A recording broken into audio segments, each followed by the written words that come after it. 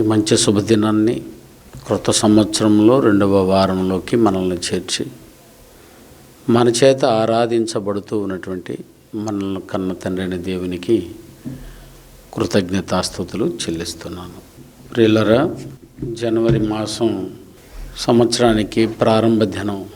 ఈ ప్రారంభ దినంలో చేసిన పని ఎంతో లెక్క చూసుకుంటాము, చేయవలసిన పని ఎంత ఉందో ఎంచుకుంటాము. ప్రతి సంవత్సరమును దేవుడు మన జీవితంలో దీని కొరకు ప్రసాదిస్తూ ఉన్నాడు.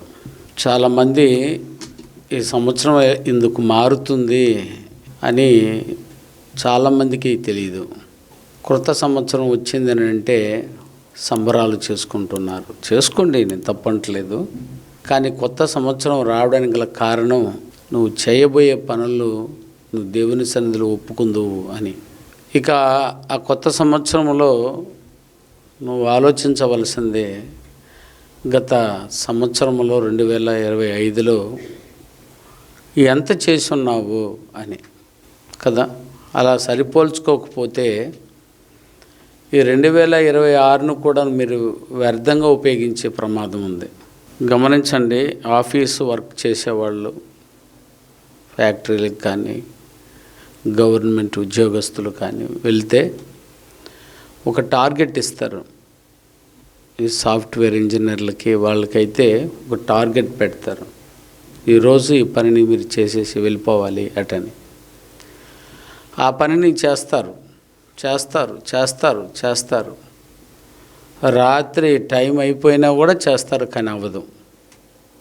దాన్ని ఏమని చెప్పుకొని వెళ్తారు? ఇక వదిలేయ అబ్బాయి, నువ్వు వెళ్ళు, ఉదయం వచ్చి ఆ పనిని చేయు అని. కరెక్టా? ఇక ఉదయాన్నే వచ్చిందే మరలా నిన్న వదిలేసినటువంటి ఆ పనిని చేస్తాడు. ఇది సత్యం. అంటే నిన్న వదిలిన పనిని చేయడానికి నీకు మరొక రోజు కావాలన్నమాట. అది కదా. అంటే నిన్న మిగిలిపోయినటువంటి పని చేయాలంటే మరొక రోజు కావాలి. నీకు ఒకరోజు ఇచ్చినది, ఆ యజమాని ఇచ్చినది ఒకరోజు నీకు సరిపోలేదో. అందుకే యజమాని కూడా చూశాడు, పాపం ఉదయం నుండి అతను రాత్రి వరకు చేసిన ఈ పని అవ్వలేదు అని. ఆయన కూడా కనికరించి సరే రేపు చేసుకుందాం పోయ్యా అని పంపించాడు. ఇదెంత వాస్తవమో. ఇదిగో జీవన విధానంలో, వ్యక్తిత్వపు నిర్మాణంలో మనకు కూడా దేవుడు అలాంటి దినాన్ని ప్రసాదిస్తూ ఉన్నాడు. ఒకరోజు మనకు వచ్చేసిందనంటే సంబరపడుతున్నామో కాదు, నిన్న వదిలినటువంటి పనిని ఈరోజు నువ్వు చేసుకోవాలి అని. గత 2025లో నువ్వు ఏదైతే చేయడానికి నిశ్చయించుకొని నీకు సమయం చాలక చేయకుండా వదిలేసావో దానిని ఈ 2026లోనే చేయనాయన. అందుకు నీ ఆయుష్కాలాన్ని పెంచింది. జీవితము, పలుమార్లు చెప్పాను, జీవితము అని అంటేనే అర్థం ఆయుష్కాలమును క్రియల ద్వారా ఖర్చు పెట్టే ఒక విధానం. ఆయుష్కాలం అంతా మనము క్రియలతో ఖర్చు పెట్టాం. 2025 ఆయుష్కాలం అంతా ఖర్చు పెట్టేశాం. సో ఖర్చు అనే పదానికి కూడా అర్థం చెప్పాము. ఖర్చు అంటేనైనా సంపాదించడము అని. ఖర్చు పెట్టడం అంటే అయిపోయింది అనుకుంటాం మనం, అది పాఠం తెలియని వాళ్ళు. ఖర్చు అని అంటే ఖర్చు పెట్టామనంటే ఏదో సంపాదించుకొస్తున్నాము అని. పలు అర్థాలు చెప్పాను. 1000 రూపాయలు పట్టుకెళ్ళి ట్రంక్ రోడ్లో ఖర్చు పెట్టి వచ్చాము అని అంటే, ఏం ఖర్చు పెట్టావు అని అంటే, ఇదిగో పెన్ను కొనుక్కొచ్చుకున్నాను, డ్రెస్ కొనుక్కొచ్చుకున్నాను, పప్పు ఉప్పు కొనుక్కొచ్చుకున్నాను, కాయగూరలు కొనుక్కొచ్చాను కదా. ఖర్చు 1000 రూపాయలు అయిపోయి 1000 రూపాయలకు సరిపడేటట్టు అదిగో వస్తువులు తీసుకొచ్చాను. దీన్ని ఖర్చు అని అంటే సంపాదించడము అనేటువంటి పరమార్థాన్ని బైబిల్లో చెప్పబడింది. అలా అన్నప్పుడు ఇప్పుడు చెప్పిన 2025ను వాళ్ళు ఏళ్ళగా ఖర్చు పెట్టావు కదా, 365 రోజులను ఖర్చు పెట్టినటువంటి నీవు ఆ 360 రోజులు ఇచ్చినటువంటి దేవుడు నిన్ను లెక్క అడగడా? దేనికి ఖర్చు పెట్టావు అని అడగడా? అడగడు అనుకుంటే నీ పొరపాటు, అడగడు అనుకుంటే నీ అమాయకత్వము. ఖచ్చితంగా దేవుడు లెక్క అడుగుతాడు అని గత వారము అపూర్వంగా చూసాము. అవునన్నా? ప్రతి ఒక్కరిని ఏం చేయబోతాడంటే దేవుడు లెక్క అడుగుటకు ఏమై ఉన్నాడు? సిద్ధముగా ఉన్నాడు.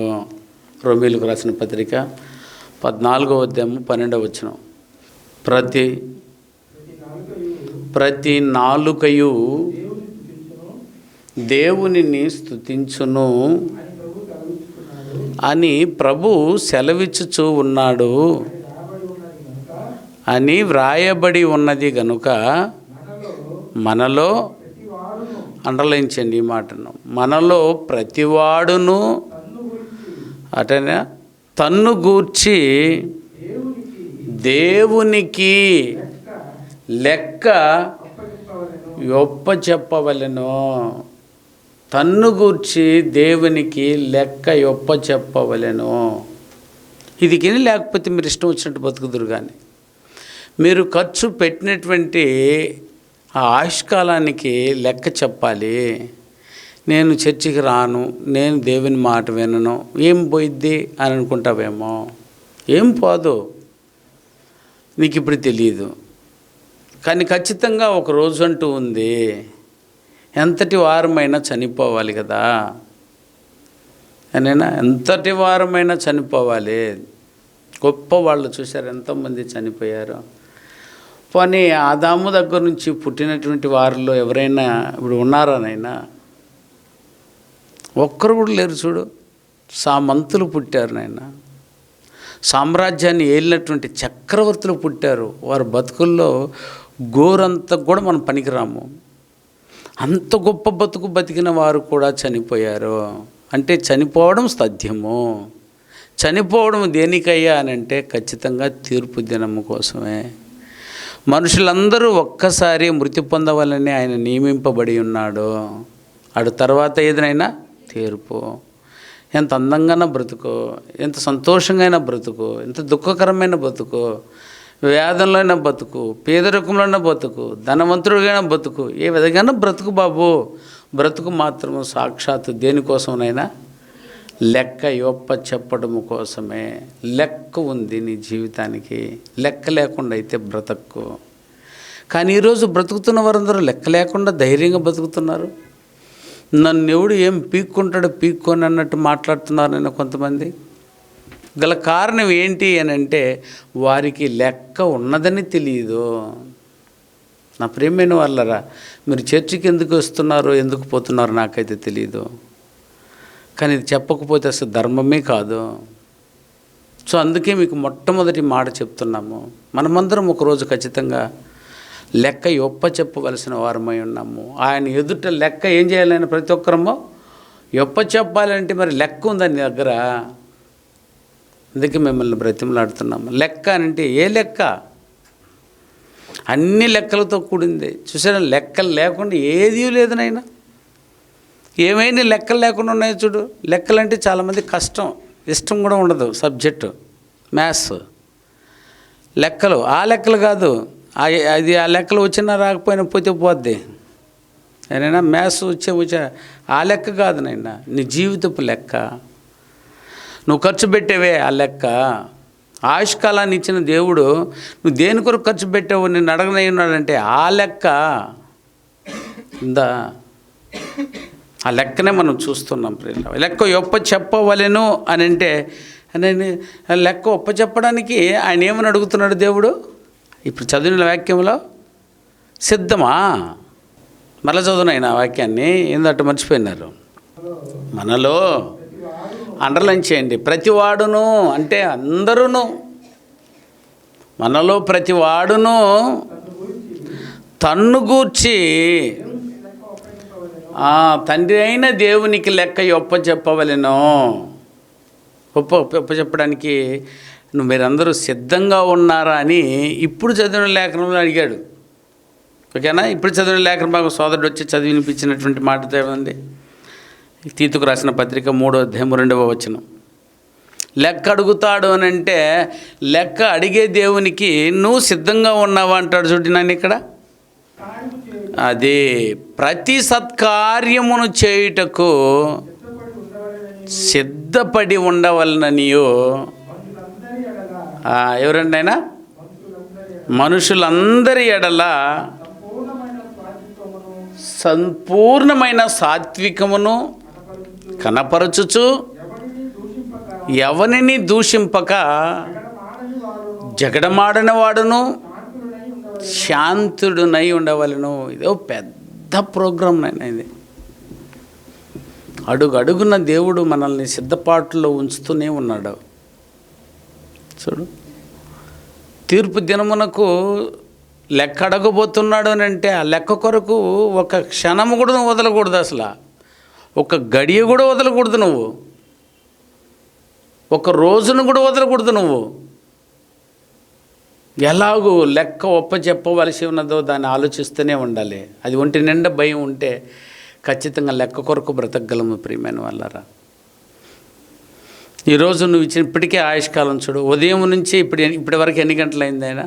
ఉదయం మీరు లేచిన దగ్గర నుంచి ఇప్పటి వరకు ఎన్ని గంటలు అయింది? ఎన్ని గంటలు అయింది ఆయన? దాదాపు 11:30 అయిపోయింది. 11:30 గంట. ఉదయం నుంచి 6కే లేచింటారు, 5కి లేచారులే, అందరూ మీట్లో ఉన్నారు కాబట్టి.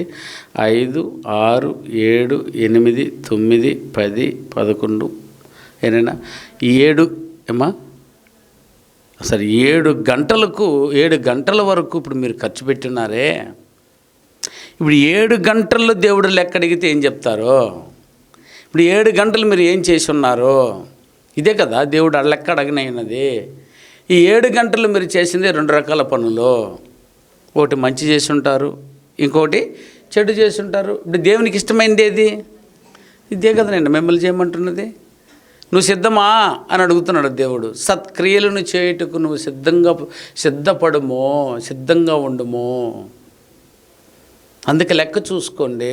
2025లో నువ్వు ఇంకేదైనా వదిలేసి ఉన్నావేమో చూడు సోదరా, సోదరి. ప్రతి ఒక్కరూ లెక్కలు చూసారైనా అందులో కొంతమంది లెక్కలు ఉన్నాయి, కొంతమంది లెక్కలు కూడా లేవు. అలా ఉండకండి. నేనైనా సంఘం అంతా కలిసి సాధించిన విషయం మీరందరూ విన్నారు. 20 లక్షల రూపాయల 10,000 రూపాయల వరకు, 20 లక్షల 10,000 రూపాయల వరకు సత్క్రియ చేశాం. నేను 18 వరకు ఎక్స్పెక్ట్ చేశాను, కానీ మీరు 20 లక్షల 10,000 రూపాయల వరకు సంఘమంతా సాధించినది వ్యక్తిత్వ నిర్మాణంలో. దేవుడు మిమ్మల్ని వచ్చి అడిగితే సంఘంగా మీరు ఏమి చేశారు అని అంటే అదిగో నేను చెప్పడానికి ఎంత ధైర్యంగా ఉంది లెక్క. అలా వ్యక్తిగతంగా తీసుకున్న, అది సంఘంగా తీసుకున్న నిర్ణయం, కుటుంబంగా తీసుకున్న నిర్ణయము, సంఘంగా తీసుకున్న నిర్ణయము, కుటుంబంగా తీసుకున్న నిర్ణయము, వ్యక్తిగతంగా తీసుకున్న నిర్ణయంలో నువ్వు సత్క్రియలతో ఎంతవరకు సిద్ధంగా ఉన్నావో. ఏమంటే జీవితం అంతా అడగబోయేది అది ఒక్కటే. నేను చదివాను, పొల్లాడాను, ఉద్యోగం చేశాను, వ్యాపారం చేశాను, ఏమన్నా ఇవే చెప్పకండి ఆయన. అవి అసలు పనికే రావాడికి. తీర్పు దినానికి అవన్నీ పనికిరావు. ఏమైనా చెప్పి తప్పించుకుందాం ఏమన్నా చూడండి ఆయన. సార్ ఈ లెక్క ఒప్పించలేనటువంటి పరిస్థితుల్లో నేను వ్యాపారాల్లో, ఉద్యోగాల్లో, వ్యవసాయాల్లో ఉండిపోయాను స్వామి, నేను అక్కడికి తీర్పుకి కావాల్సిన దాన్ని సంపాదించుకోలేకుండా దీని దగ్గరే సరిపోయింది నాకు అని నా సోదరా నువ్వు చెప్పజాలవో. అది ఎన్నిక రాదు కూడాను. నువ్వు అలా సెటరేట్ చేసుకో. నువ్వు తీర్పు కొరకు బతుకుతున్నావా, వ్యాపారం కొరకు బతుకుతున్నావా? నువ్వు తీర్పు కొరకు బతుకుతున్నావా, ఉద్యోగం వ్యవసాయం కొరకు బతుకుతున్నావా? ఒకసారి గుర్తుపెట్టుకోండి ప్రియులారా. నేను చెప్పేది మీకు కష్టంగా ఉండొచ్చేమో, కానీ జీవితంలో మాత్రం అది వెరీ వెరీ ఇంపార్టెంట్. ఆ వాక్యం కూడా రాశాను నేను. మీరు ఎక్కడో అపార్థం చేసుకుంటారు. ఏనైనా ప్రతి మాటను ఒకవేళ మీరు తోసిపుచ్చే ప్రమాదం కూడా ఉంది. అది మాకు కష్టము అని కూడా మీరు చెప్పొచ్చట. ఆ వాక్య భాగాన్ని అయితే చదువుదాం నాయన. చాలా అద్భుతమైన మాట. హెబ్రీయులకు రాసిన పత్రిక నాయన, వెరీ వెరీ ఇంపార్టెంట్ మాట నాయన. అండర్లైన్ చేయండి. ప్రతి ఒక్కరు వీలైతే ఇది కంటత కూడా చేసుకోండి, బాగుంటుంది. ఇప్పుడు మనం మాట్లాడుతున్న ప్రతి మాటల్లో జీవితంలో ఇవే పెద్దగా కనిపిస్తాయి. నిజంగానే ఆరోగ్యం బాగలేదు, నాకు కూడా, అమ్మకు బాగలేదు, చూసారా, వార్త విన్నప్పటి నుంచి బాధలే, సరే ఇవి ఎత్తుకొచ్చి దేవుని దగ్గర చెప్పేసి నేను ఆరాధన చేయలేను, నేను ఈరోజు సత్కృతి చేయలేను, నా అన్నవానంటే నాకంటే సోంబేరి వేరొకడు ఉండడం. అది చూసారా, పుట్టింది దానికోసము, దీన్ని పెట్టుకోకుండా నా ముందు తీసుకొచ్చి దాన్ని పెట్టుకున్నాం అనుకున్నాయినా. ఇది ఈ మాట ఏముంటుందో చూడైనా ఏదైనా హెబ్రీయులకు రాసినటువంటి పత్రిక 12వ అధ్యాయము 11వ వచనం చదవయ్యా. 11వ వచనం.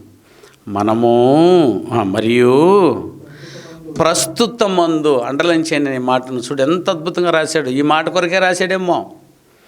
మరియు ప్రస్తుతమందు సమస్త శిక్షయు, అంటే ఇప్పుడు మనల్ని శిక్షిస్తూ ఉంటాడు దేవుడు, పరీక్షిస్తూ ఉంటాడు, ఎన్నో ఇది చేస్తూ ఉంటాడు కదా నైనా, దాన్ని చెప్తున్నాడు. మరియు ప్రస్తుతమందు సమస్త శిక్షయు దుఃఖకరముగా కనబడును కానీ, అంతేనైనా. ఇప్పుడు బాధే కదా నిజంగానే. ఏదైనా వార్త విన్నామనంటే బాగలేదు అని వార్త విన్నామంటే బాధే. సరే ఎంతోమంది బాధపడతాం, అదే వాళ్ళకే తెలుసు. ఎవరి కుటుంబంలో ఏదైనా జరిగితే వాళ్ళకే తెలుసు ఆ బాధ ఏందో. బాగున్న వాళ్ళకి ఏం తెలుస్తుంది? బాగలేని వారి గురించి చెప్తూ ఉంటే అవునా అప్పుడా అని అంటారు.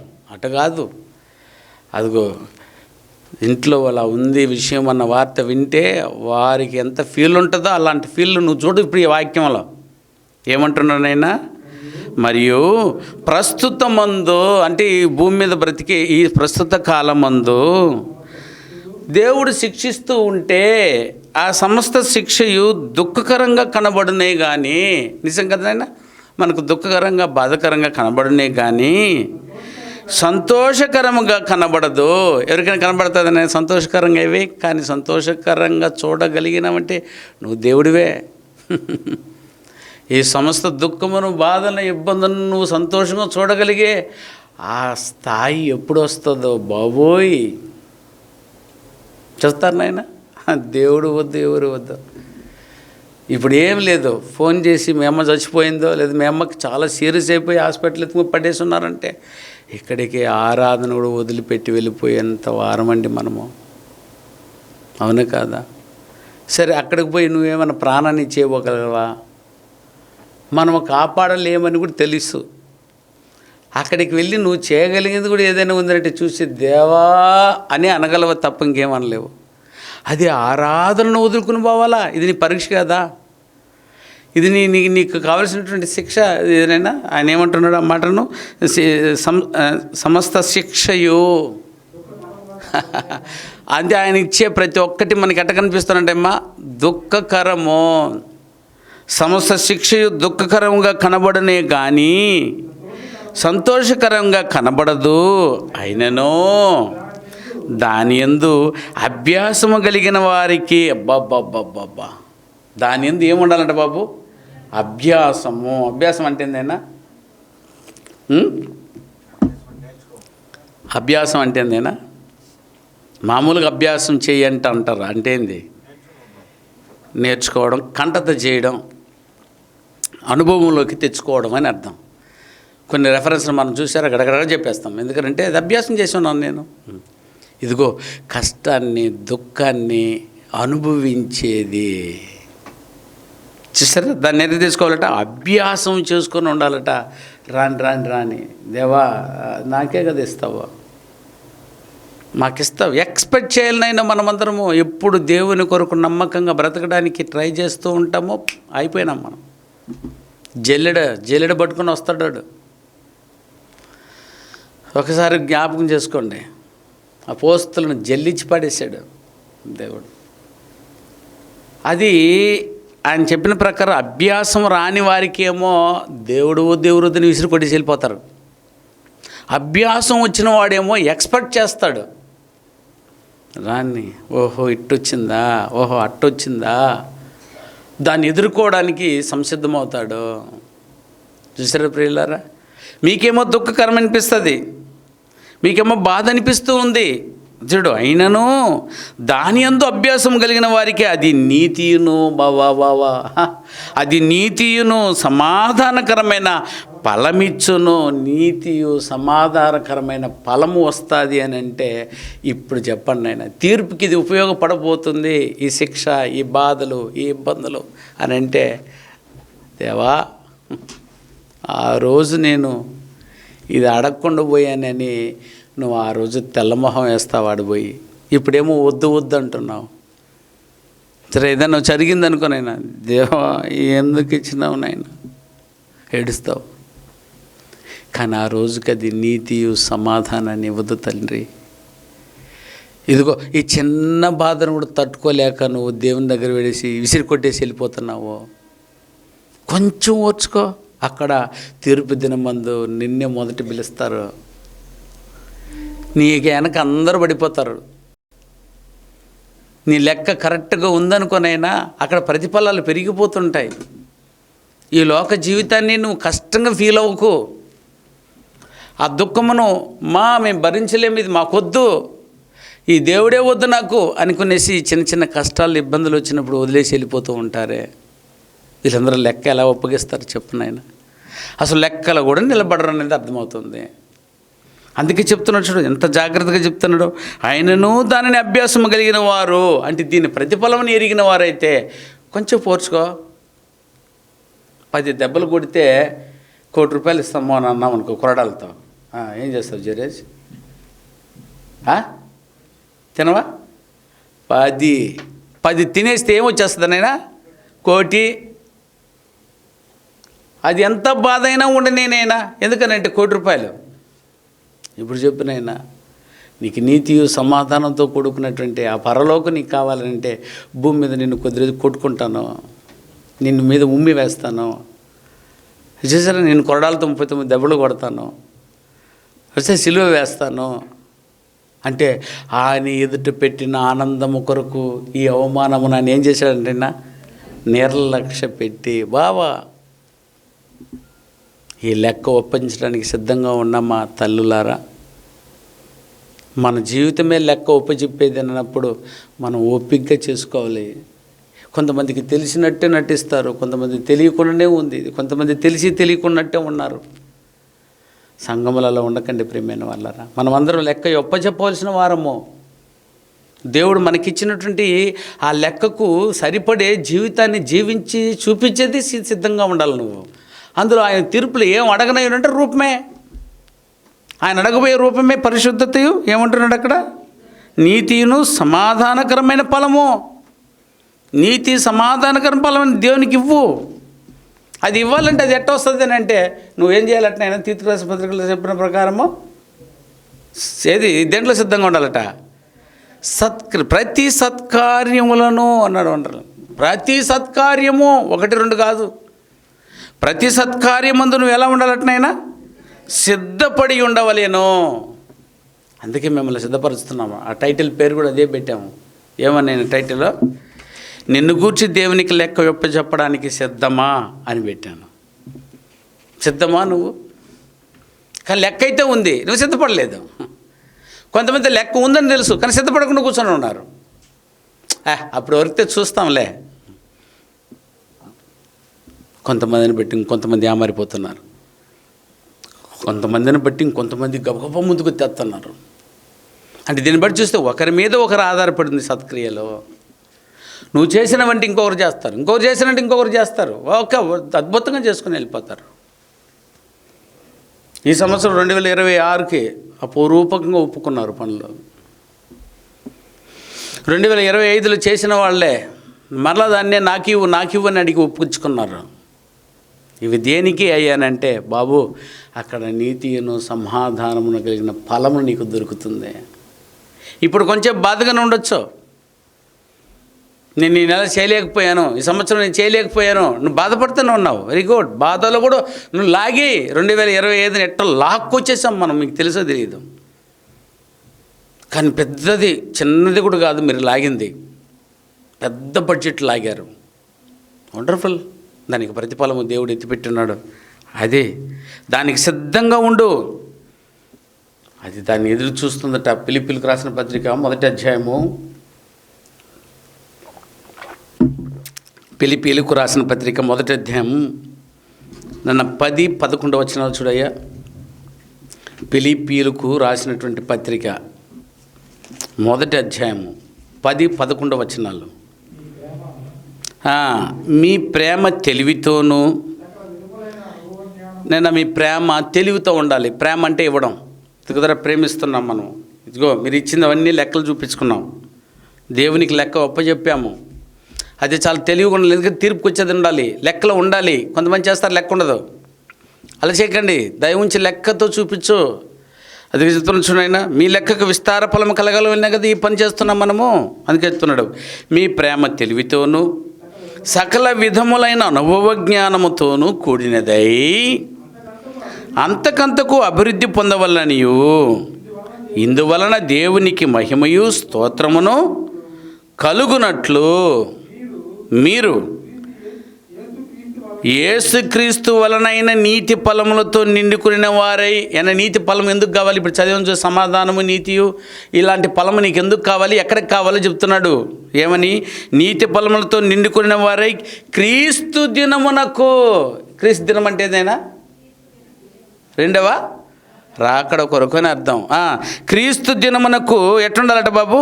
నిష్కపటులను నిర్దోషులను కావాలనని సిద్ధపడమని ప్రార్థించుచున్నాము. అదండి మా ప్రార్థన. అదేనో మీరందరూ సిద్ధపడాలి. సత్క్రియలతో మిమ్మల్ని మీరు సిద్ధం చేసుకోండి. తీర్పు దినమందు లెక్క ఒప్పచెప్పవలసింది మీ క్రియలను బట్టి. అందుకనే నేను మిమ్మల్ని అందరినీ లెక్కతో పని చేసుకోండి అంటున్నాను. లెక్క ఉందంటే చూడు ఎంత జాగ్రత్తగా ఉంటామో. మనం ఎంత చేసి ఉన్నాము, ఇంకెంత చేయాలి, ఇంకెంత చేయాలి, ఇంకెంత ఉంది. అసలు నేను చేసి ఉన్నానా, అసలు నా లెక్క అయినా ఉందా? లెక్క లేకుండా కూడా చర్చికి వచ్చి వెళ్ళిపోయేవారు ఉన్నారు, చూసారా ప్రియులారా? అవి తప్పునే. నీ లెక్క రూపాయి అయినా కూడా దేవుని దగ్గర పెట్టు. నీ సంపాదన దేవునికి తెలియదా? చూసారా, దైవోక్తపు లక్షణాలు సంపాదించుకోవడానికి డబ్బు ఇవ్వకపోతే పోతే పని చేయి. చూసారా, ఆ పని కూడా నీకు డబ్బే కదా, అది దైవత్వమే కదా ఏర్పడేది. నిర్దోషము, పరిశుద్ధత ఇది కావాలని అంటే కేవలం డబ్బు ఇచ్చేసేది సరిపోద్ది అనుకుంటున్నారా? కాదు, నువ్వు పని చేసినా కూడాను తీర్పును దాటుకో. అది దాటుకోవాలంటే ఖచ్చితంగా సత్క్రియలు చేయటకు సిద్ధంగా ఉండో. నువ్వు దేవునికైతే లెక్క ఒప్పచెప్పవలసిన వారై ఉండారు. పేతురు రాసినటువంటి 2వ పత్రిక 3వ అధ్యాయము 14వ వచనం కూడా చూడండి. పేతురు రాసినటువంటి 2వ పత్రిక 3వ అధ్యాయం 14వ వచనం చూడండి. పేతురు రాసినటువంటి 2వ పత్రిక 3వ అధ్యాయము 14వ వచనం. ప్రియులారా, వీటి కొరకు మీరు కనిపెట్టువారు గనుక. వేటి కొరకు? తీర్పు దినం కొరకు. అయినా ప్రియులారా, వీటి కొరకు మీరు కనిపెట్టువారు గనుక. ఆ తీర్పు కొరకు లెక్క ఒప్పు చెప్పడానికి ఏముండాలంటే బాబు మీ దగ్గర? శాంతము గలవారై ఆయన దృష్టికి నిష్కలంకులుగాను నిందారహితులుగాను కనబడినట్లు సిద్ధం. జాగ్రత్త పడుము. ఇంకెవరు నేర్పుతారు బ్రదర్? నువ్వు ఎవరైనా కూడా ఉండు, తీర్పు తినమందు ఇవి అడుగుతాడనేటువంటి స్పృహ లేకుండా మాత్రం దయచేసి బతక్కో. చూసారా, నన్ను అడిగినామంటే నేను రాను, ఇదంతా నువ్వు లెక్క అడిగినామంటే నేను రాను అని అనుకున్నారు అనుకో. చూసారా, దీన్ని బట్టి తిరుపులు ఏమిస్తావు? నిన్ను అడగను, ఓకే, నిన్ను అడగకుండా ఉండాలి. నువ్వు సంఘానికి వస్తే నువ్వు పాడకూడదు, వాక్యం చదవకూడదు, ప్రార్థన చేయకూడదు, సత్క్రియలు చేసుకోకూడదు. నేను వస్తా పోతా, నన్ను మాత్రం అడక్కో అని ఉన్నారు కొంతమంది.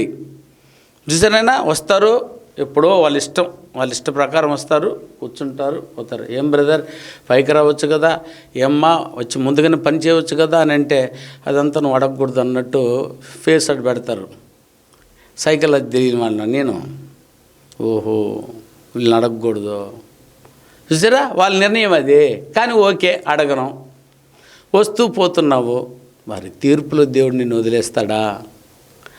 ఇదిగో ఆ రోజు తీర్పులో వచ్చి ఒకవేళ నువ్వు ఏమని చెప్పొచ్చు, ఆ పాస్టర్ గారు అడుగుంటే నేను చేసి ఉండేవాడిని, నేను దేవుని దగ్గర చెప్పినారనుకో, అప్పుడు నిందంతా ఎవరిదినైనా అందుకే మిమ్మల్ని చేతులు జోడించి చెప్తున్నా, మా తీర్పు దినములను లెక్క ఒప్పచెప్పాలంటే ఖచ్చితంగా మీరు సంఘములో ఇప్పుడు మీరు లెక్క ఒప్పచెప్పాలి. అందుకే లెక్కలు రాయిస్తున్నాము. నీ లెక్క ఎంత ఉంది, దైవోక్తం నీ లెక్క ఎంత ఉంది. కొంతమంది పని చేసిన లెక్క ఉంది, కొంతమంది నైనా తమ్మే తీసుకొచ్చి ఇచ్చి చేసిన లెక్క ఉంది, కొంతమంది ఇచ్చి చేసి నడిపించినట్టు లెక్క ఉంది. ఏ లెక్క అయినా ఉండనివ్వండి, మొత్తంలో లెక్క ఉండని. ఒక బ్రదర్ వచ్చి నేను చేస్తాను పలానా పని అన్నాడు, వద్దు వద్దు నువ్వు అన్నావంటే ఆయన ఆశీర్వాదం నేను ఆపిన వాడిని అవుతాను, ఆ శిక్ష నాకే. ఏ పని అయితే ఎవరైతే చెయ్యాలని ప్రోత్సహిస్తున్నా, నాకు చేస్తానని వచ్చిన వాడిని వదిలిపెడతాను నేను? చేయిస్తాం ప్రియులరా, చేయించండి, ఈ లెక్క ఒప్పచెప్పండి. ఎందుకంటే ఆయన తీర్పు దినం ముందు అనిందుడై ఉండాలి, నిష్కలంకుడై ఉండాలి, పరిశుద్ధుడై ఉండాలి, ఆయన కోరిన వ్యక్తిత్వంలో నిలబడాలి. చూసారా, నిష్కలంకులుగాను నిందారహితునిగాను ఆయన ఎదుట కనబడాలట. మరి దాని కొరకు ఎంత జాగ్రత్త తీసుకోవాలి? సిద్ధపడు బ్రదర్. ఆయన ఎప్పుడు వస్తుందో తెలియదు, యేసు రాకడ ఎప్పుడు వచ్చినా కూడా తెలియదు. ఏమంటుంది నా వాక్యమో? ఆయన దొంగ వచ్చినట్లు వచ్చునంటే అది ఎప్పుడు కూడా తెలియదు. మనకి దొంగ ఎప్పుడు వస్తాను? ఆయన వచ్చాడు దొంగ మన ఇంటికాడ, చూసారా ఎప్పుడు వచ్చాడు, ఎప్పుడు ఎత్తుకాడు. అందరూ మెలుకొని ఉన్నారు, కింద సుధాకర్ ఉన్నాడు, వాళ్ళ పిల్లలు ఉన్నారు, అందరూ కూర్చొని ఉన్నారు. వచ్చాడు బ్రహ్మాండంగా ఎత్తుకొని పోతానే ఉన్నాడు. ఎందుకంటే వాడు ఎవరినైనా అంటే అందరూ మేలుకునేటప్పుడు వచ్చిపోతాడా? యేసుప్రభు కూడా అట్టే వస్తారంటున్నారంటే మీరు నిద్రపోతుంటారేమో చూడు. అందుకే మేము నిద్ర మేలుకొల్పుతున్నాం పాఠాలలో. నిద్ర మేలుకుని వేలైనది తెలుసుకుని అందరూ జాగ్రత్త పడండి. దేంతో? సత్క్రియలతో. ఎక్సలెంట్. సత్క్రియలతో మిమ్మల్ని మీరు ఎక్కించుకోండి. కొలసి పత్రిక 1వ అధ్యాయం 10వ వచనం. కొలసీలకు రాసిన పత్రిక 1వ అధ్యాయం 10వ వచనం. ఆయన చిత్తమును పూర్ణంగా గ్రహించిన వారినై అండ్రైన్ ప్రతి సత్కార్యములలో సఫలమగుచు ఏని విషయమై దేని విషయమై జ్ఞానమందు అభివృద్ధి పొందొచ్చు. అటే అన్ని విషయములలో మీరు ప్రభుని సంతోషపెట్టండి, దానికి సిద్ధంగా ఉండండి.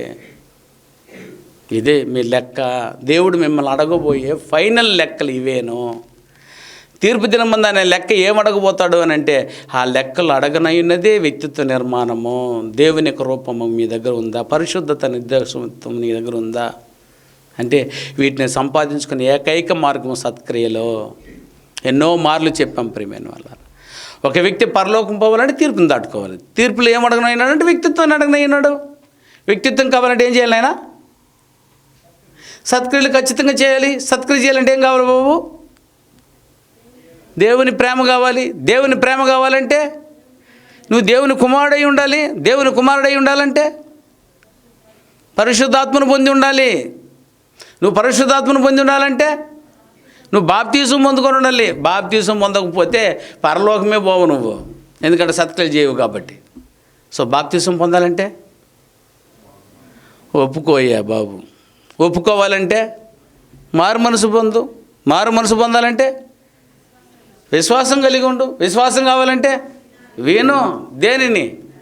రక్షణ సువార్తను. Very good. రక్షణ సువార్తలు ఎన్ని భాగాలు ఉన్నాయి? 2 భాగాలు. దేవుని రాజ్యమును గూర్చియో క్రీస్తు నామను గూర్చియో. ఎదుగునైనా పరీక్షలు కదా నేను పెట్టాము, చెప్పి చెప్పి చెప్పి పాఠాన్ని.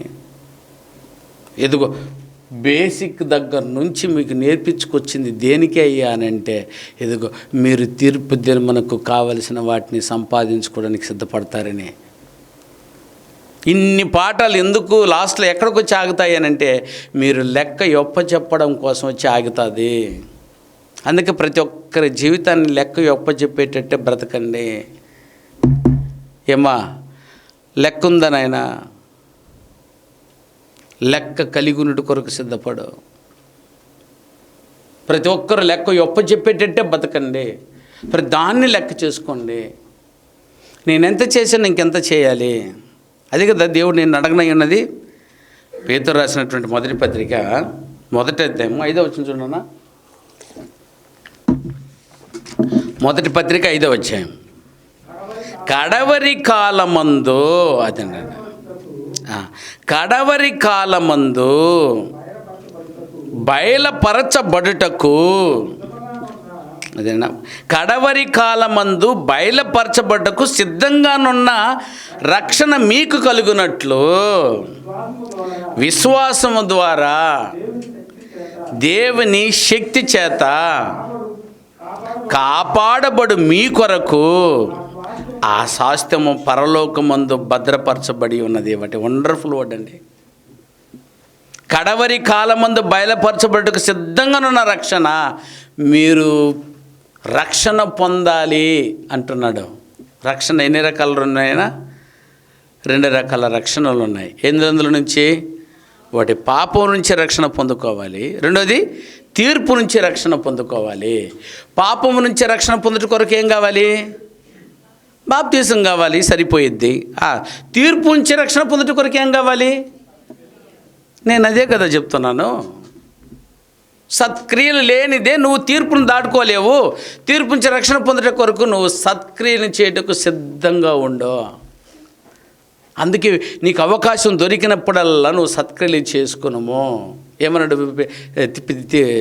ఫిలిప్పీకి రాస్తూ? సమయము దొరికిన కొలది అన్ని రకముల సత్క్రియలు నువ్వు చేసుకుని ఉండము. ఎన్ని రకాలు చేయాలని రకాలు చేసుకోవాలైనా. సంఘానికి వచ్చే వారిని సత్క్రియ చేయవద్దు అన్నటువంటి పాటలు ఎక్కడ ఉన్నాయో చూపించండి నాకు. నా బోధకుడు ఎవరైనా ఉన్నారో చూపించండి నాకు. అసలు బోధకుడే కాదు పాపం, అట్లాంటి మాట ఎవరు అన్నారు నాకు తెలిసి. అబద్ధ బోధకుడు కూడా అన్నాడు, నైనా మీరు చేయండి, సత్క్రియ చేయండి. ఈరోజు ప్రపంచంలో సత్క్రియలతో అలంకరించబడుతున్న వ్యక్తులు ఎవరైనా ఉన్నారంటే ఏ మతాలు ఉందో నాకు తెలియదు. క్రైస్తవ మతానం కొడుతు, కానీ క్రైస్తవ మార్గంలో మాత్రమే ఉంది ఈ కార్యక్రమము. ఎవరికైనా ఏదైనా జరిగింది అని అంటే అందుకో మొదట స్పందించేది క్రైస్తవులు. ఎందుకంటే అది వారికి ఇవ్వబడినటువంటి ధర్మశాస్త్రం, దేవుడు రాసినటువంటి గొప్ప వాక్యము. కలత్తులో జరిగిపోయి 3 నెలల పైన అవుతుంది ఆయన ఇప్పటికే నాకు తెలిసి. ఇప్పటికి కూడా నిన్న కూడా ఒక వ్యక్తి వచ్చి పంచిపోయాడట. ఎవరు అయ్యా ఎక్కువ శాతం పంచింది, ఏం చేశారు అంటే, ఎందుకని నీ వాక్యానికి భయపడ్డారు వాళ్ళందరూ. మరి రక్షణ నాకు కావాలనేటువంటి భయం లేకుండా ఒకవేళ ఉన్నారేమో సంఘంలో. ఇంతవరకు కూడా లెక్క నువ్వు ప్రారంభించుకోకుండా ఉన్నారేమో. నువ్వు తీర్పు నుంచి తప్పించుకోవు. రక్షణ మరి సమీపంగా ఉంది మీకు. జాగ్రత్త పడండి, సిద్ధంగా ఉండండి. ఆ తీర్పుని దాటుకోవాలంటే ఏం చేయాలి పాస్టర్ గారు నువ్వు అని ఒకవేళ నన్ను అడుగుతావేమో. అది నేను చెప్తున్నది ఏంటంటే, ఆ తీర్పులో నేను అడగనైనది సత్క్రియలు చేసేవా లేదని. యేసు సింహాసనం వచ్చి కూర్చున్నప్పుడు 2 పక్కన ఉన్న వారిని కూర్చోబెట్టి నిలబెట్టి, ఏదైనా కుడి పక్కన ఎడమ పక్కన కూర్చోబెట్టి సత్క్రియలు చేసావా లేదని అడగపోతాడు. ఇంకేమైనా అడిగినట్టుందా నేను లేఖనాల్లో? నేను ఆకలిగా ఉన్నాను, నాకు నా అన్నం పెట్టావు. నేను దప్పికొన్నాను, నువ్వు నాకు దాహం ఇచ్చావు. నేను దిగంబరనై ఉన్నాను, నాకు వస్త్రం ఇచ్చావు. నేను పరదేశిన ఇంటిని నన్ను చేర్చుకున్నావు. అందుకే ఇదిగో నీ కొరకు నిశ్చయించిన నిత్యరాజ్యం వచ్చి స్వతంత్రించుకో అని దేవుడు వీరితో అంటూ ఉంటే, ఎడమ పక్కన వారిని చూశాడు, శపింపబడిన వాళ్ళారా పోయి మీరు నిత్య నరకగ్ని స్వతంత్రించుకోండి. అపవాదికి నీ వారి దూతలకు నువ్వు నిశ్చయించిన నిత్య నరకగ్ని మీరు స్వతంత్రించుకుంటే, వాళ్ళేమో పరలోకం పోవాలంటున్నావు, మమ్మల్ని నరకని పొమ్మంటున్నావు అని అంటే, అదిగో నేను ఆకలిగొన్నాను, మీరు నాకు అన్నం పెట్టలేదు. నేను దప్పికొన్నాను, మీరు నాకు దాహం ఇవ్వలేదు. నేను వస్త్రహీనై ఉన్నాను, మీరు నాకు వస్త్రం ఇవ్వలేదు. అంటే మీరు మంచి చేయలేదు, సత్క్రియలు మీరు చేయలేదు కనుక ఇదిగో అపవాదికిని వాని దూతలకు సిద్ధపరిచిన నిత్య నరకగ్నిలోకి వెళ్ళిపోడి. తీర్పు దినం ముందు ఆ రక్షణలో నిన్ను అడగనైనది అక్కడ రక్షించబడాలంటే సత్క్రియలనే కదా. ఇప్పుడు బుజ్జగించి చెప్పాలా, గడ్డం పట్టుకుని చెప్పాలా? చెప్పండి ప్రియమైన వాళ్ళారా. ఓపిగ్గా ప్రతి ఒక్కరూ చేసుకుని ఆయన బాబు నా వల్ల కాదురా నాయన, నేను చేయలేను నువ్వు అని అనుకుంటే అది నీ స్వాతంత్రమో, దానికి కూడా నీకు స్వాతంత్రం ఉందే. కానీ తీర్పులో మాత్రం నేను దేవుడు అడగకుండా వదలడు. ప్రతి ఒక్కరము ఆ కడపటి దినం కొరకు కదా బతుకుతున్నామో. నీ అంతానికైనా అది గాంతానికైనా మనం బతుకుతున్నది దేనికై అంటే 2 అంతాలు ఎక్కడ తీసుకెళ్తుంది మనల్ని? తీర్పులోకి నడిపిస్తుంది. అన్నప్పుడు తీర్పులోకి నా తండ్రి ఇవ్వడానికి నువ్వు దగ్గర ఉందా సత్క్రియ అన్న లెక్క? అందుకే మీ లెక్కకు ఏం కలగాలటనైనా విస్తార ఫలము కలగవాలని నేను చెప్తూ ఉన్నాను. ఇప్పుడు ముందు దీన్ని పట్టుకున్న వాళ్ళు ఏమో పరిగెత్తేస్తున్నారు. 2 లక్షల రూపాయలే ఓ బ్రదరు 2 లక్షల రూపాయలు పని చేసుకుని వెళ్ళిపోయాడు. ఎవరిచ్చారు, ఎందుకు ఇవ్వాలా అని అనుకున్న వారేమో వారి లెక్కలు వెనకబడిపోయి ఉన్నారు. సరే అట్టా అని అనుకుంటున్నా నేను దేవుడు లెక్క అడగకుండా ఉంటాడా? చూసారా, ఖచ్చితంగా లెక్క అడుగుడికి సిద్ధంగా ఉన్నాడని అంటే సోదర నువ్వు ఏమారిపోతావేమో చూడు తీర్పు దినమందో. క్రైస్తవ జీవితంలో పరలోకం పోవడానికి సత్క్రియ చేయకుండా వెళ్ళిపోయే అవకాశం ఉంది అని ఒక మార్గం కనిపెట్టి ఏదైనా ఉంటే ఒక్క రెఫరెన్స్ చూపించండి నాకు, మిమ్మల్ని సత్క్రియ చేయండి అని నేను అనను. అసలు ఈ బోధే నేను చేయను. అసలు ఈ బోధనది కరెక్ట్ అయితే నా సోదర నువ్వు నిద్రపోబాకు, సిద్ధపడు. ఇప్పుడైనా సిద్ధపడు అయినా. ఈ 2026 సిద్ధపడు. బతికున్నావు కదా, ఈ 2026 నీకు దేవుడు ఇచ్చాడని అంటే ఏనా, ఈ 2026 నీకు దేవుడు ఇచ్చిన్నాడంటే నువ్వు సిద్ధపడడానికి ఇచ్చాడు. చెప్పాను గత సంవత్సరం నువ్వు వదిలేసి ఉన్నావేమో కొన్ని కార్యక్రమాలు, ఇంకా నెత్తి తీసుకుంటున్నావు పనికి మాలిన చెత్తంతా. అపవాదికి ఏం కావాలో తెలిసిన ఒక గేమ్ ఉంది, మీకు చూసారు లేదు నేను, లెక్కలు గేమ్, నెంబర్లే ఉన్నాయి అందులో. నేను ఎప్పుడైనా టైం దొరికితే దాని దగ్గర కూర్చొని ఆడుతూ ఉంటాను నేను. అది ఏంది అని అంటే అది ఒట్టి నెంబర్లే ఉంటాయి. ఆ నెంబర్లను సమంగా కూడి ఏనైనా నొక్కాలి, ఉంటే గెలిచేసే పాయింట్ వస్తూనే ఉంటుంది. ఆ నెంబర్ గేమ్లో చాలా టాలెంట్గా ఆడుతుంటే ఒక్కొక్క స్టెప్ ఎక్కివెళ్ళిపోద్ది. ఫస్ట్ స్టెప్ ఏమో చాలా ఈజీగా ఉంటుంది, రెండవ స్టెప్ కొంచెం టైట్గా ఉంటుంది, మూడో స్టెప్ ఇంకా టైట్గా ఉంటుంది. నేను ఇంతవరకు 5వ స్టెప్ దాటలేకపోతున్నాను దాని దగ్గర నేను ఓడిపోతున్నా. ఎట్టనంటే అంత టైట్గా ఇచ్చేస్తాడు. ఇచ్చేసి ఒక 8, 6, 5 ఆప్షన్లు ఇస్తాడు, నీకు ఎక్స్ట్రా ఇస్తాడు. అక్కడ నెంబర్ రాలేదంటే నువ్వు కలుపుకొని నువ్వు లెక్కేసి గెలిచిపోవచ్చు అటని ఇస్తాడు. వెంటనే అది ఎత్తుకుంటాము. అక్కడ లేదనంటే ఇక్కడ అడగాలి, అడిగినంత ఇస్తుంది. ఇచ్చిన వెంటనే అది టోటల్ చేసి మనం గెలిచిపోతూ ఉంటాము.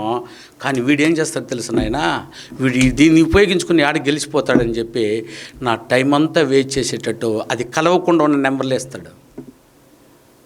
ఎంత టైట్ తెలుసనైనా ఆడేటప్పుడు మీరు బ్రెయిన్ పెట్టి ఆడినారంటే మొత్తం టైం అంతా వేస్ట్ చేసేసి లాస్ట్లో నేను ఓడిపోయేటట్టు ఫెయిల్ అని వస్తుంది. ఆ స్టెప్ ఫెయిల్. ఒక ఆట ఆడేదానికే వాడు నన్ను అంత ఆడిపించాడేనంటే తీర్పులు నిన్ను వదిలేస్తాడు నాయన. అదే సులువుగా గెలిచిపో అంటాడు నాయన. సమయం అంతా వేస్ట్ చేస్తాడు. నువ్వు వ్యక్తిత్వ నిర్మాణం కోసం సత్క్రియ చేయడానికి నువ్వు ఆశపడుతుంటే పో అదిగో అక్కడ చూడు, అక్కడ ఆ పనిలో పోయిపో, ఆ అమ్మాయిని లవ్ చేయిపో, ఆ అమ్మాయి వెనక్కి తిరుగుపో, అదిగో సంపాదన చూడు, అరే అది ఎంత సంపాదన, ఈరోజు వదులుకుంటావు దాన్ని, అక్కడ పరిగెత్తు, ఇక్కడ పరిగెత్తు, అది సంపాదించుకో, ఇది చూడు, అదిగో ఫ్రెండ్స్ వెళ్ళు, షికారు వెళ్ళు. చూసారా, ఎట్టే మన టైమును పూర్తిగా మొత్తం అయిపోయేలా చేస్తాడు. వెనక్కి తిరిగి 2026 చూస్తే మొత్తం పాస్ అయిపోయి ఉంటుంది. నువ్వు పాస్ అవ్వవు, ఇది సత్యం. అలాగూ నిన్ను గొడవల్లో ఇరికిస్తాడు, నిన్ను సంతోషంలో ఇరికిచ్చేస్తాడు, నిన్ను మెప్పిపరుస్తాడు, నిన్ను పొగిడిస్తాడు, నిన్ను పాతాళానికి తొక్కేసేటట్టు బాధలో కూర్చేస్తాడు, ఇబ్బందులు పెడతాడు, ఇక్కట్లు పెడతాడు. అయినా యోబు గారి కంటే చూసారనైనా అట్టి చించి దేహంతో పాటు ఇస్తరి చేసేసాడు. కానీ వాటన్నిటిని గమనించి ఆయన ఎక్కడ తప్పిపోలేదో, గెలిచేశాడు. డబుల్కి డబుల్ లెక్క కరెక్ట్గా ఉంది అండి. చాలామంది జీవితాలు ఇలా ఖర్చు అయిపోతుంది. వ్యక్తిత్వం దగ్గరకు వచ్చేసి ఓడిపోతున్నారు, సత్క్రియల దగ్గర వచ్చి ఓడిపోతున్నారు, చర్చికి వస్తున్నారు, మళ్ళా పాట పాడుతున్నారు, మళ్ళా సరే ఎంత బాగుందో అన్నిట్లో ఈడవుతున్నారు. కానీ సత్క్రియల దగ్గర నిన్ను ఓడిపోయేటట్టు టైం పాస్ చేయిస్తున్నాడు. ఇదేంటినైనా బాధ. అన్ని రంగాల్లో ఉన్న నీవు ఈ ఒక్క వ్యక్తిత్వ నిర్మాణ రంగంలో నువ్వు లేకపోతే అన్నీ చేసి ఏం లాభమో. ఎంత అనర్గళంగా నేను బోధించో, ఎంత అనర్గళంగానే వాక్యం చెప్పుకోబో, సువార్త చేసుకోబో, అన్నీ చేయమంటాడు నాయన. కానీ వాడు సత్క్రియలు నిన్ను ఓపికగా చేయనీయకుండా చేస్తాడు. అసలు ఓపిక కలిగి ఉండవలసిందే సత్క్రియల దగ్గరట. ఏనైనా రోమిలికి రాసిన పత్రిక 2వ అధ్యాయం 6వ వచనం, రోమీయులకు రాసిన పత్రిక 2వ అధ్యాయం 6వ వచనాన్ని దయచేసి చూడండి ఆయన. ఆయన ప్రతివానికి అండర్లైన్ చేయండి. ఆయన ప్రతివానికి వాని క్రియల చొప్పున ప్రతిఫలము ఇచ్చును. అందుకంటే ఏం చేయండి, ఆయన ప్రతివానికి వాని క్రియలను బట్టి ప్రతిఫలం ఇచ్చును. కాబట్టి మీరు ఏం చేయాలట? సత్క్రియలను ఎడ చేయాలట ఆయన. అక్కడ ఓపిక లేకుండా పోతుందే. అందుకే ఓపిక అన్నాడు. సత్క్రియను ఓపికగా చేయించు, మహిమను ఘనతను అక్షయతను వెదుకువానికి నిత్య జీవముని ఇచ్చును. వీళ్ళది నిత్య జీవము, సత్క్రియలను ఓపికగా చేసుకునే వారికే. ప్రియమైన వాళ్ళరా, నీకు ఉన్నది ఉన్నట్టు లెక్కలు వేసుకునేసి నువ్వు సత్క్రియలు ఉన్నట్టు ఓపికగా చేసుకున్నావు. ఓపిక లేనిది ఎక్కడంటే ఇక్కడే. ఆ ధనవంతునికి ఓపిక లేదు, చూసారా? మేము చర్చికి వస్తాము, వెరీ గుడ్, నిత్య జీవనం పొందుకోవడానికి నాకేం కావాలా? ధర్మశాస్త్రాన్ని పాటించాం అంటే అందులో ఏముంది అయినా? నీ దేవుడిని యెహోవా నేనే తప్ప ఏదో ఒక దేవుడు నీకు లేదు. అవును, మేము యెహోవా దేవుని నమ్ముతున్నాము. Very good. దేవుని నామాన్ని విధంగా ఉచ్చరించబాకు. మేము ఉచ్చరించట్లేదు. Very very good. విశ్రాంతి దినం పరిశుద్ధంగా ఆచరించు. అమ్మో బాబోయ్, నేను ఆచరిస్తున్నా. ప్రతి అయినా సాటర్డే లేదా సండే మనం అనుకున్నట్టు ఆరాధనకి వెళ్తున్నాను. అబ్బాయి ఏందిరా వీడు. 4వది, నువ్వు దీర్ఘాశవంతుడైనట్లు నీ తండ్రిని నీ తల్లిని సన్మానిస్తున్నానే మా డాడీ మమ్మీని బ్రహ్మాండంగా. Very good. మెచ్చుకుంటున్నాడు. ఇప్పుడు చూడు, చేయరానిది నరహత్య చేయకూడదు, చేయటం లేదు. దొంగతనం చేయకూడదు, చేయటం లేదు. పొరుగు వారి మీద అబద్ధం సాక్ష్యం చెప్పట్లేదు. పొరుగు వారిని భార్యను ఆశించట్లేదు, అస్సలు ఆశించట్లేదు. పొరుగు వారిని ఇల్లు నేను, గాడిద నేను, దాసుడు నేను, వీటిని ఆశించుకో. నేనేం ఆశించలేదు స్వామి. పరలోకం వచ్చింది నాకు, పరలోకం ఇచ్చేస్తావా? ఒక మిట్టు దాటేస్తున్నావు నువ్వు, బ్రహ్మాండంగా గైకొనవలసిందన్నీ గైకొన్నావు. Very good. ప్లస్ చాలా సాధించావు. Very good. ఇవన్నిటిని నువ్వు బాల్యం నుంచే సాధించానన్నావు. Very very wonderful. కాకపోతే నీకు ఒక్క కొదవ ఉందే, పరిపూర్ణం కాలేదు నువ్వు. అది ఏదయ్యానంటే వెళ్ళి నీ ఆస్తిని అమ్మి. చూసారా? అక్కడ అతను ఏం చేశాడంటే ఆయన ఆ మాట వినంగానే ఇచ్చి నన్ను వెంబడించుము అనేలోపు, పరలోకం కావాలంటే మీరు ఆయన్ని వెంబడించాలి. నువ్వు ఆస్తిని కదా వెంబడిస్తున్నావు.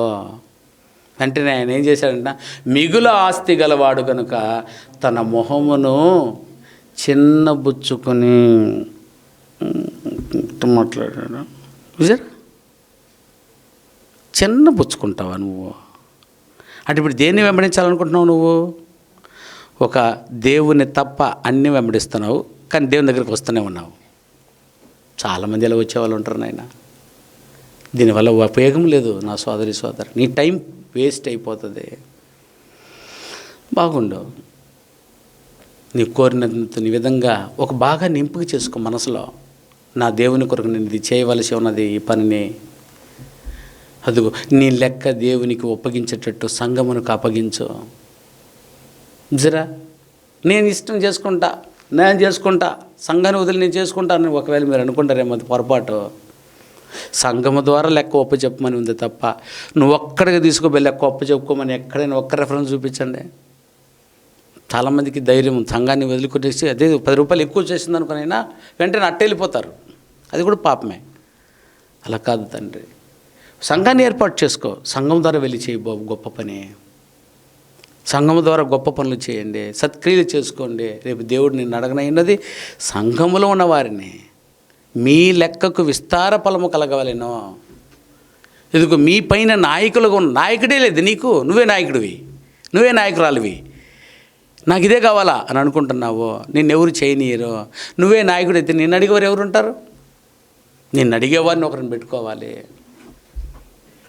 సరే, ప్రతి ఒక్కరు ఓపికగా చేయాలి. నువ్వు చేయకపోతే ఓపికతో చేయిస్తాడు. అందుకే మీ దగ్గర లెక్కలు చేయిస్తున్నాం ప్రియమైన వాళ్ళారా. మీరు అపార్థం చేసుకున్నా, మీరు అర్థం చేసుకున్నా, మీరు వ్యక్తిత్వంలో నిర్మాణమై ఉండాలని చెప్పి ఈ పాఠాలన్నీ వరుస క్రమంలో మీకు చెప్తున్నాము. చూసానైనా ప్రతి ఒక్కరూ ఒప్పగించవలసి ఉన్నదట. అంతేనా? ప్రతి ఒక్కరూ ఒప్పించాలా. 4వ అధ్యాయం 13వ వచనం హెబ్రీలకు రాసిన పత్రిక 4వ అధ్యాయము 13వ వచనం చదవయ్యా. 4వ అధ్యాయము 13వ వచనం. హెబ్రీయులకు రాసినటువంటి పత్రిక 4వ అధ్యాయము 13వ వచనం. మరియు ఆయన దృష్టికి కనబడిన సృష్టం ఏదీ లేదో, అండర్లైన్, మనం ఎవనికి లెక్క ఒప్పజెప్పవలసి ఉన్నదో, అండర్లైన్ అయినా మనకి కాదు, మనుషులు కాదు కదా, దేవునికి. మనం ఎవనికి లెక్క ఒప్పజెప్పవలసి ఉన్నదో ఆ దేవుని కనులకు సమస్తమును మరుగు లేక తేటగా ఉన్నదంటే ఏడ తప్పించుకుంటాం మనము? ఖచ్చితంగా మీ లెక్క తీసుకొచ్చేసి ఆయన ఎదుట చూపించుకోండి. ఆయనకు కనుమరుగైనది ఏది లేదు నేను ఈ ప్రపంచంలో. ఏమా ఇంతకే అమ్మామో? ఎందుకు నేను ఆ మాట నిన్ను అడిగామా మేము? లేదు, మా భర్త కూడా ఇంతకే అమ్మాడు. ఇద్దరి మరణం అక్కడికక్కడికి జరిగిపోయినాయి. అననీయ సప్పీరా లెక్కలు దేవుని ఎదుట తప్పుగా ఒప్పించడానికి ట్రై చేశారు. కొంతమంది ఇస్తాను, నేను చేస్తాను అని ఒప్పుకుంటారు, ఆ తర్వాత వెనక్కి వెళ్ళిపోతారు. అననీయ సప్పీరా లాంటి వాళ్ళు. ఇప్పుడు కనపడదు, నువ్వు అప్పుడే చచ్చిపోయావు. నువ్వేమనుకుంటున్నావు అంటే దేహంలో చచ్చిపోతారేమో అనుకుంటున్నావేమో. దేహంలో కాదు, నువ్వు వ్యక్తిత్వంలో ఆల్రెడీ ఏమైపోయావు? దేవుని డెడ్. అలా ఒప్పుకొని మాత్రం దైవించి మీరు వెనక్కి వెళ్ళిపోబాకండి. సిద్ధంగా ఉండండి, సత్క్రియను ఓపికగా చేసుకోండి. మీ వల్ల అయిందే చేయండి. ఏనైనా మిమ్మల్ని ఇబ్బంది పెట్టి చేయించేది ఏమీ లేదు కదా, చేయగలిగినదే చేయండి. కానీ లెక్క ఉండనివ్వండి. దేవునికి తెలుసు కదా మీ దగ్గర లేదు అన్న విషయం, దేవునికి తెలుసు. మీ దగ్గర ఉన్నది అన్న విషయం కూడా ఎవరికి తెలుసు అట్నైనా? దేవునికి తెలుసు. ఆ కన్నుల ఎదుట సమస్తమును ఏమై ఉండలేదు, మరుగయ్యే ఉండలేదు. మరి ఆయనకి తెలియదా? ఇస్తానన్నావో ఇవ్వలేదనుకో, స్వామి నా దగ్గర లేదన్నావు అనుకో, ఆయనకి తెలుసు కదా నీ దగ్గర ఉందో లేదో. అందుకని ప్రియ సోదరి సోదరా, మనం లెక్క చెప్పవలసిన వారమైనామో. ఆ లెక్కలో దేవుడు అడిగేది నీతి ఫలములో పరిశుద్ధత, నిర్దోషత్వమైనటువంటి దైవత్వపు ఫలాలు. ఈ ఫలాలు ఇవ్వడానికి మీరు చేయవలసిన మొదటిగా పని సత్క్రియలో. అది డబ్బు రూపంగా చేస్తావు, క్రియల రూపంగా చేస్తావు, ఏ రూపకంగా అయినా చేసి నువ్వు లెక్క చెప్పుకుంటూ ఉండో. 2025లో స్వామి నాకు ఇచ్చినటువంటి ఆయుష్కాలను బట్టి నేను ఇంత చేయగలిగానో లెక్క చూసుకున్నారో. ఈ 2026లో స్వామి నేను ఇంత చేయబోతున్నాను, నువ్వే ఒప్పుకో ఆయన ఎదుట. నువ్వు ఒప్పుకున్నదాన్నే చెయ్యి. నేను ఒప్పుకోని దాన్ని చెయ్యని అడగట్లేదు అతను. కానీ మొత్తంలో చేయకుండా మాత్రం దయచేసి సంఘంలో ఉండకో. చేసి లెక్క ఒప్పగించుకో. మీ లెక్కకు విస్తారమైన ఫలములు తెచ్చుకో. ఇదేనైనా క్రీస్తు బోధ, ఇదే అపోస్తల యొక్క బోధ. ఈ బోధ తప్ప వేరొకటి నేను బోధించటం లేదు. కాబట్టి ఇప్పటి వరకు మీ లెక్కలు చూసుకున్నారు. ఆ పేపర్ ఇంకెవరైనా అందకుండా ఉంటే వచ్చే ఆ పేపర్లో అందుకొని ఉంటే పేపర్లు ఉన్నాయా? ఉన్నాయి, అది తీసుకోండి, లెక్కలు చూడండి. నువ్వు ఎక్కడున్నావో చూసుకో. ఇంకా నేను ఎంత దూరం వెళ్ళాలో, ఈసారికి నేను ఏం చేయగలనో అనేది నువ్వు మనసులో దైవం దగ్గర నిర్ణయం తీసుకో. 2026లో అనుకూలపరుస్తాడు అన్నింటినీ దేవుడు. మంచి ఉద్యోగం, వ్యాపారం, వ్యవసాయం, అన్ని రంగాల్లో ముందుకు వెళ్తావు. అన్నిట్లో నుంచి ఒక భాగాన్ని నిశ్చయించుకొని, దేవాన్ని నీ పని చేసుకుంటూ వస్తాను, నాకు ఈ పనులన్నింటినీ సమకూర్చుకుంటూ తీర్పు దినమని నేను నిందారహితుడిగా పరిశుద్ధంగా కనబడేటట్లు నన్ను దీవించు తండ్రి అని మనసారా అడుగు. ఈ ప్రార్థన దేవుడు వినకపోతే అప్పుడు చెప్పండి, రావద్దు మీరు చర్చికి. ఈ మాట నిజంగా విన్నాడు అంటే ఆ మాట ప్రకారమే చేయండి. రోగము కొరకు దేవుని ఎన్నో మొక్కులు మొక్కుతారు, రోగం పోతే దేవుని మాట మర్చిపోతారు. అటువంటి ఒప్పుకోండి, ఒప్పుకున్నదే చేయండి. స్వామి ఈ సంవత్సరం 2026లో నువ్వు నాకు ఆయుష్ని ఇస్తే, నాకు ఉద్యోగం ఇస్తే, వ్యాపారం ఇస్తే నేను ఇది చేస్తానని ఒక ఒడంబడిక చేసుకో. ఆ ఒడంబడిక ప్రకారమే నువ్వు సత్క్రియలను చేసుకో. నువ్వు ఎంత కావాలో అంతే చెయ్యి. నేను ఏదైనా ఇంత ఆయుష్కాలం ఇచ్చినప్పుడు ఇంత చేస్తాను, ఇంత ఉద్యోగం ఇస్తే ఇంత చేస్తాను, ఇదే కదా ఒప్పందము. ఎప్పుడు దేవుడు ఒడంబడికతో బడికేవాడు. ఒప్పుకో, చేసుకో. కానీ ఒప్పుకున్నది మాత్రం చేయకుండా ఉండబాకు. అటానికి ఏం చేయండి అయినా, ఒప్పుకున్న దాన్ని చేయకుండా ఉంటే మీరు ఏం చేయండి? ఒప్పుకోకుండానే ఉండండి. మిమ్మల్ని ఏమని అడగలేదే. కానీ అది మహాపొరపాటు. ఇప్పుడు స్వతంత్రం ఉందని ఒప్పుకోకుండా ఉన్నావేమో, తీర్పు దినం ముందు అందరి ఎదుట నువ్వు చేతులు కట్టుకొని ఏమైనా ఏమారిపోవాల్సిన ప్రమాదం ఉంది. నీ శక్తి మేర ఒప్పుకొని, నీ శక్తి మేర కష్టపడి నువ్వు వ్యక్తిత్వాన్ని దయవుంచి సంపాదించుకో. మనం బ్రతుకుతున్నదే లెక్క ఒప్పచెప్పడానికి అన్నప్పుడు దాని కొరకు మీరు కష్టపడండి, మీ వ్యక్తిత్వాన్ని నిర్మించుకోండి. ఇందులో వేరే ఆలోచనలు ఏమీ లేవని దయవుంచి గమనించి ప్రతి ఒక్కరూ సత్క్రియలతో ఓపికతో నిర్మాణం చేసుకోవాలని ఆశిస్తూ మాట ముగిస్తున్నాను.